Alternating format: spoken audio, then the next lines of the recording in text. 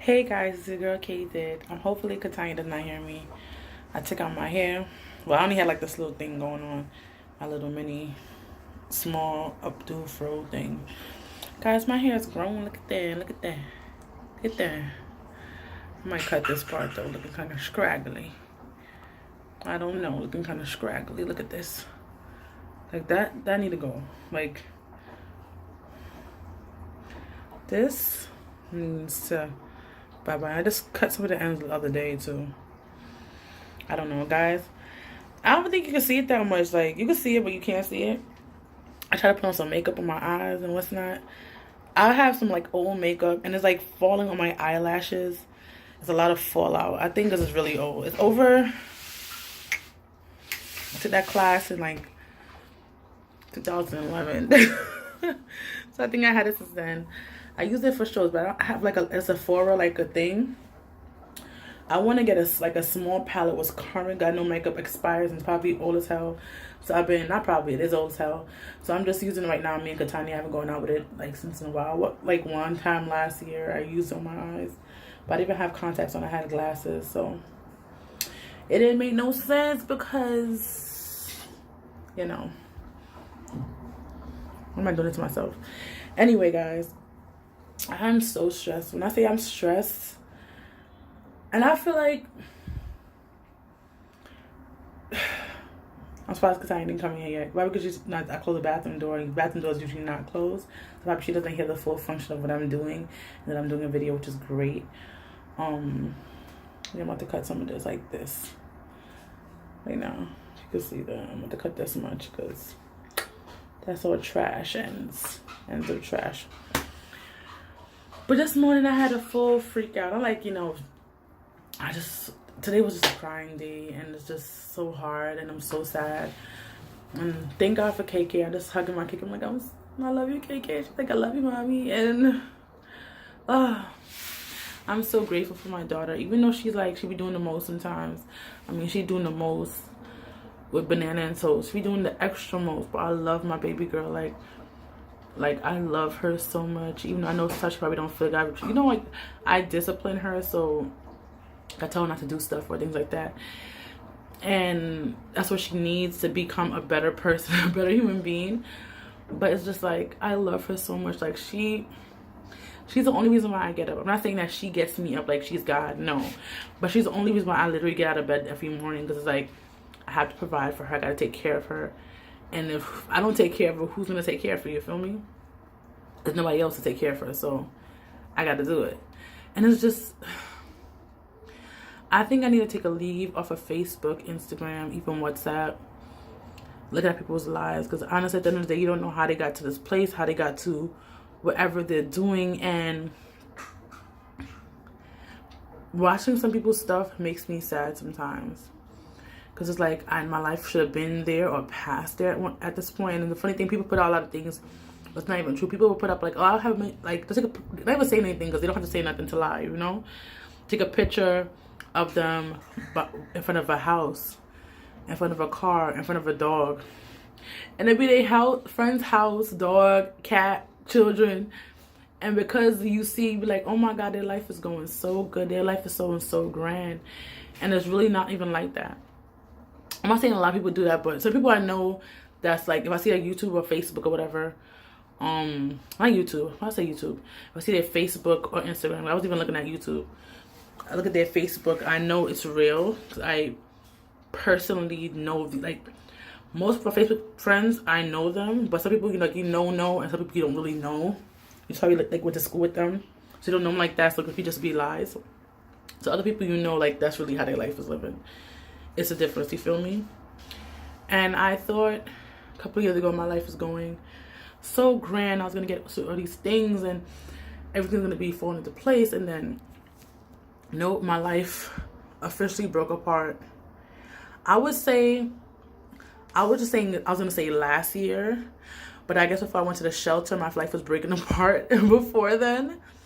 But honestly, living in the shelter was probably until I moved to this apartment, the best place I ever lived. Like, other than the restrictions they gave me and things like that, the best place I ever lived. Because it's like, one thing I didn't like was the curfew. That's the one thing I don't like. But I don't really go places other than church, so it didn't even matter. It's just like all these things was just stressing me out, and just, I don't even know how to explain everything that I'm trying to say to you. I'm just like, everything was just watching and seeing, and was this stuff will literally mess with your brain. And I was the type of person before who didn't even care about those things, and like whatever, let me do my life, because you know everything comes to who they have to come to. But it was just this morning I just got up, I sleep with my music on, I just got up and I just watched this video, and watched this person's picture, and I started flipping out, like just started crying. When I started flipping out, I don't mean like, oh my god, turning things down. I mean like just like crying. And I'm a person who cries. I don't believe in that crying foolishness. Especially in not no public. But it's just like it poured into, like, I got ready for church. I got to church so much earlier. Everything was lagging. Katanya was ready. I was ready, and I had to change my clothes. I went downstairs. I changed my clothes again because it was so hot outside. And it's just like, it was so much for today. It was just so much. It was just overwhelming and crazy. It was just like so many things I thought I would like have together at this point, and it's not happening. And it's just the life is weighing on me, and life is literally trying to kill me. And it's like, it's so heavy. And then today the preacher was talking about my favorite story in the Bible, David and Goliath, and how basically a lot of things in life are giants, and you have to defeat that giant. It's like, can I even defeat, like, I know with God anything is possible, but really, am I gonna make it this time? Like, everything I've been through, the thing about it, I know for a fact I'm gonna make it through, but it's just so hard in the moment to say, oh my God, girl, you're gonna make it through, everything's gonna be all right, because it's like all these things are just breaking apart, and all these things are just overwhelming, and all these things are driving me totally nuts. And it's just like, oh my God, I'm like nuts, so like I'm talking to myself. I mean, like, it's just driving me, it's just overwhelming. It's like, you can't stop, but you can't just see everything and just see everybody. And it's sad, like, I want to see my friends happy, definitely.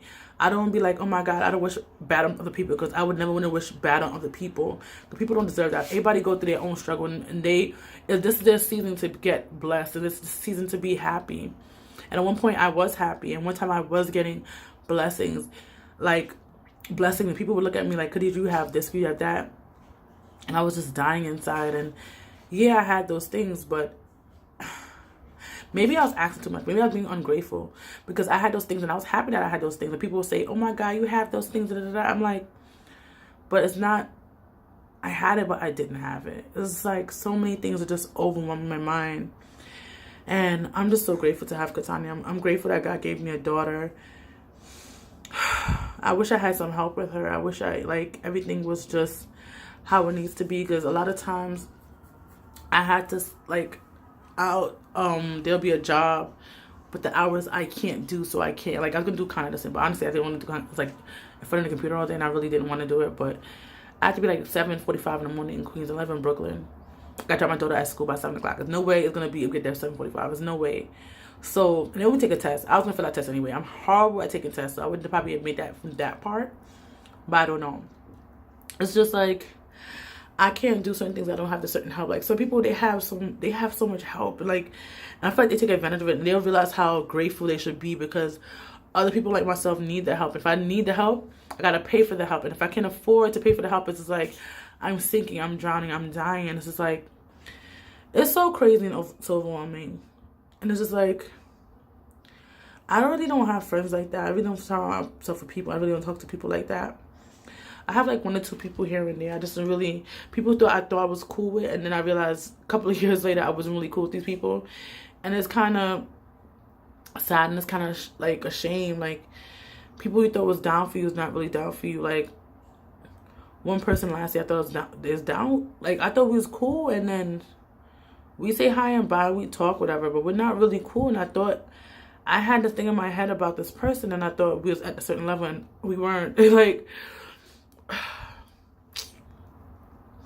I just need to really reevaluate my life, and not go on Facebook, and not go on WhatsApp, and not go on all these things, because unless somebody messages me from there, because this stuff is gonna break me, and I don't want it to break me. I want to have strength to make it. I want to just I want to be okay at the end of the day. I don't want none of these things to, like, I don't know. But I definitely don't want the stuff to destroy me in my life. And it's just like looking at people who have, it sounds so bad, looking at people who have joy sometimes make you sad because you feel like, I should have been there where you are and I should have passed. Katani, I'm doing something. What are you doing? I'm doing a video. What? Yeah, so I'll talk to you later, okay? All right, bye. And I would think that, like, this is crazy. I just really have nobody to talk to. And the people that I, like, I don't know. I don't know. Guys, just pray for me. Like, that's all I can really say is, like, I know things are going to get better eventually because things always get better eventually. So I know because he did it before, he's going to do it again. It's just, like, the timing. And it's, like, the last problem that I had, or before this problem, before that many problems, was me being in a shelter. I was in a shelter for a year and change. And it was so hard. I got so depressed. I got so annoyed. I got so fed up with life. It was just, like, so what I could do in the morning is, the only thing I could do is get up, feed me and Katana, and go back to sleep, and the place would be just in darkness. And I just, like, at one point I didn't have a phone, so I just sleep all day and have Katana playing. It's just like, she'd be in, like, her crib or whatever, and she'd get for the tablet and just make her play with some games or listen to a movie. Cause I didn't have, like, it was just so stressful. Or I send her to school and come back to my house and just chill. Like,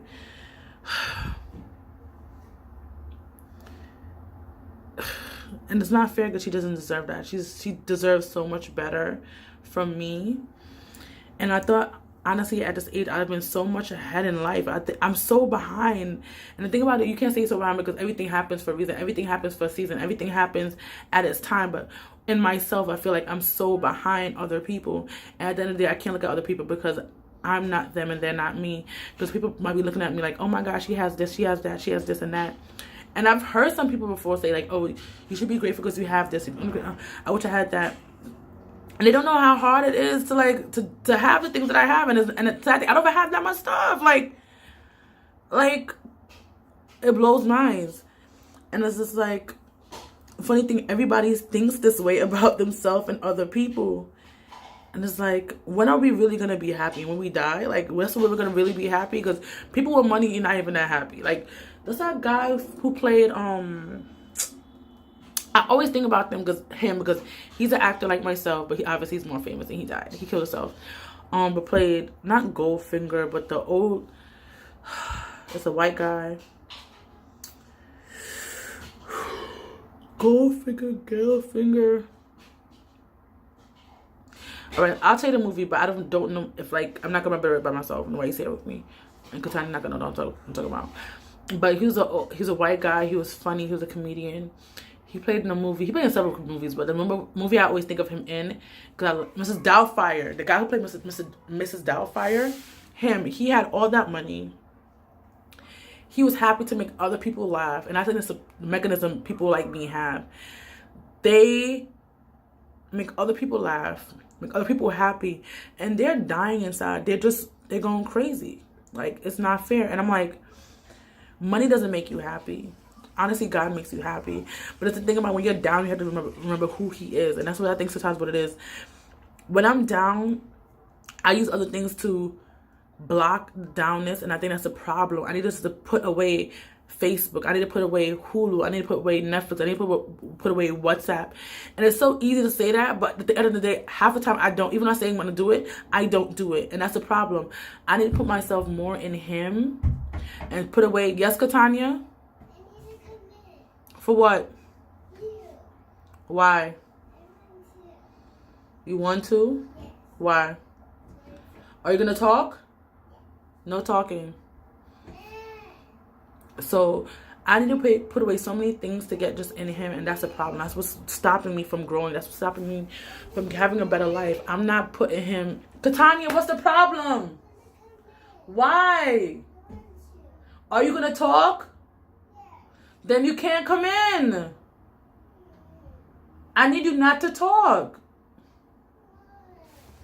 You can't have peace. Like, I don't know if I was too loud or she heard me, but it went about a little while without her bothering me. So about like 12 minutes.